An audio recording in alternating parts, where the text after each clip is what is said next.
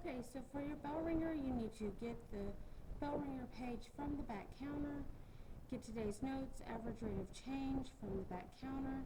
You need your notebook, pencil, and calculator. Make sure that you turn your homework from this weekend into the tray, and then go ahead and start working on the bell ringer. Make sure that you get your progress report from the day, and you get the homework that was due on Friday. I've taken some time to give you feedback on it to make sure that you're on the right page. So go ahead and pause this video. Whenever you guys are ready to start, you can play it.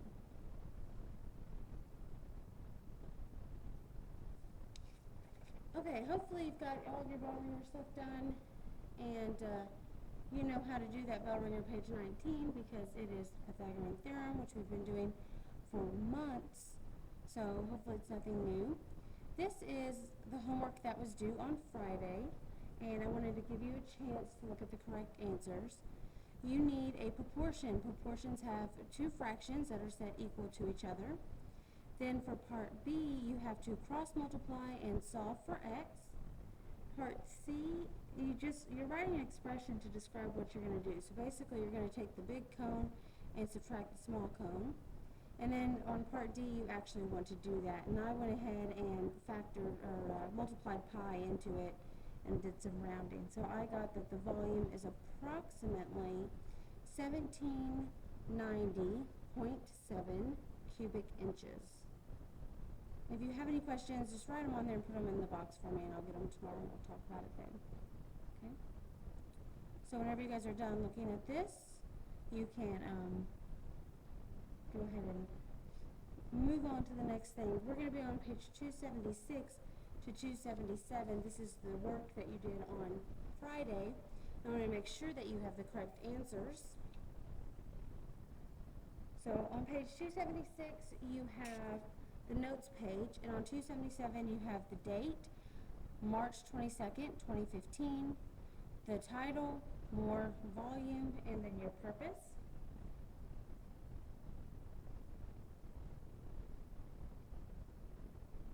The answer to number 1 was 463.3 cubic feet. The answer to number 2 was 7.3 cubic inches. The answer to number 3 was 120.2 cubic inches. And you can pause this video at any point if you need to stop and take a look at it and you need more time, okay?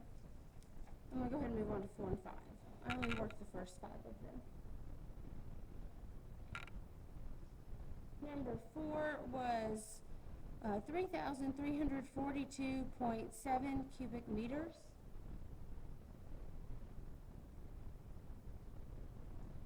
And number 5 was 2,580.3 cubic centimeters.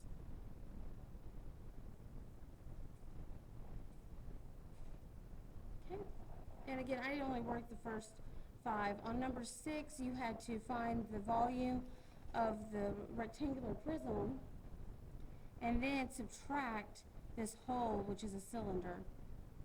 Okay.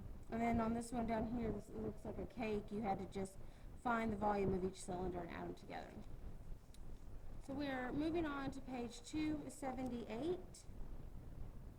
That's where you need to take a rate of change notes.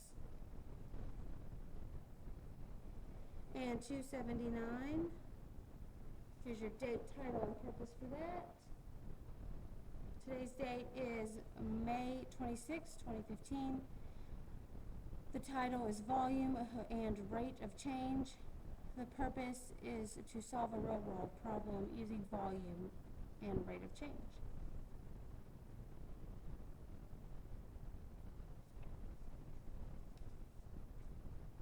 I'm only going to do the first couple with you, and then you are doing the rest on your own, and we'll go over it when I return tomorrow. So it says the height of the container in the shape of a circular cone is 7.5 feet, and the radius of its base is 3 feet as shown. What is the total volume of the cone? So the first thing we need to do is find the total volume. So remember, volume of a cone is 1/3 pi r squared h. And then we're going to take our numbers and substitute them in. So this is volume equals 1/3 pi. Our radius is 3 squared.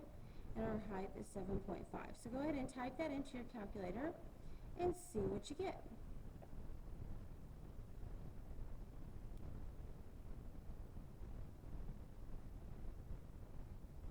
You should have gotten that it is approximately 70.986 cubic feet. And then it wants us to fill out this table talking about how long will it take the cone to fill to a water level of 1 foot, 1.5 feet, 2 feet, etc. Well, the problem is we don't know the rate of change. So your rate of change, or how fast does the water fill the cone, is going to be 6 cubic feet for 1 minute. And in future problems, this will be given to you. This is not something I just made up. This is in the problem.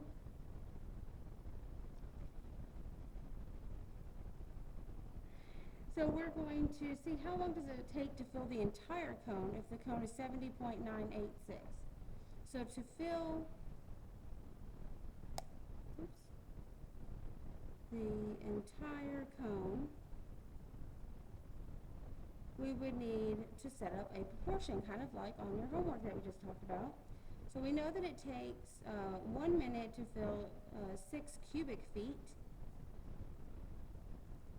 And we want to know how many minutes does it take to fill 70.986 cubic feet. Go ahead and pause the video and solve for x.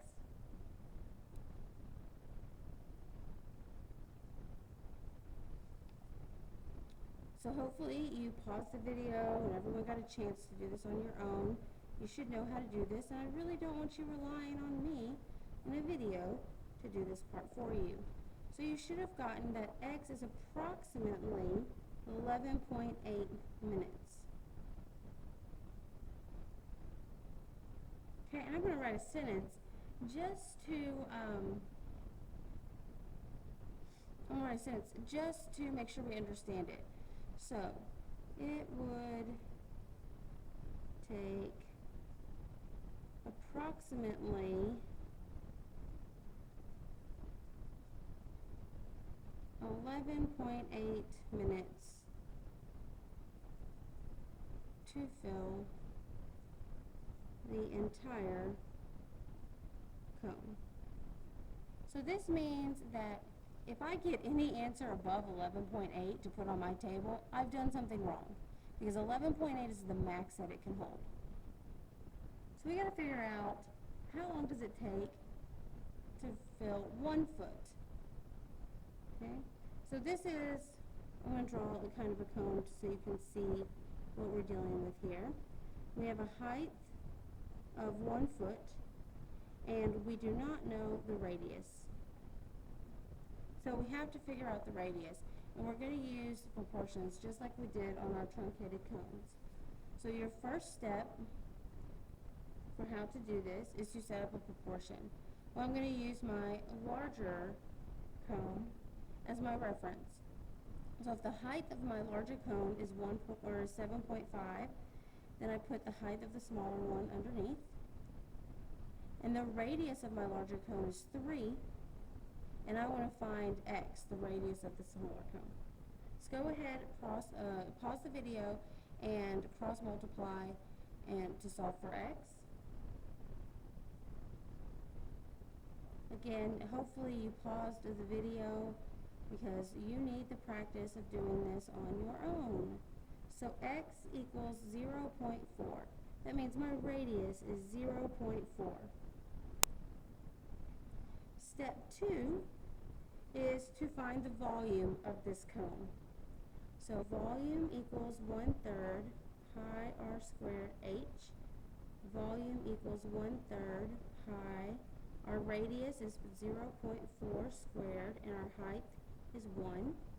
Go ahead, pause the video to figure this one out. And you should get that the volume is approximately 0.168 cubic feet.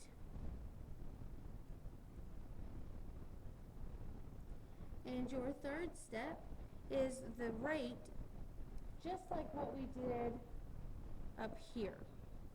Okay? So we know it takes 1 minute for 6 cubic feet. We're going to set that equal to 0.168 cubic feet over X amount of minutes. We don't know how many minutes. So go ahead, cross multiply to figure out your X on this one. Again, hopefully you pause the video so that you can get some practice with this.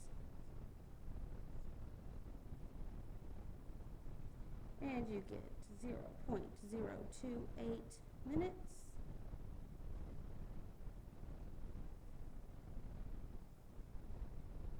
Okay. This number goes on your table over here.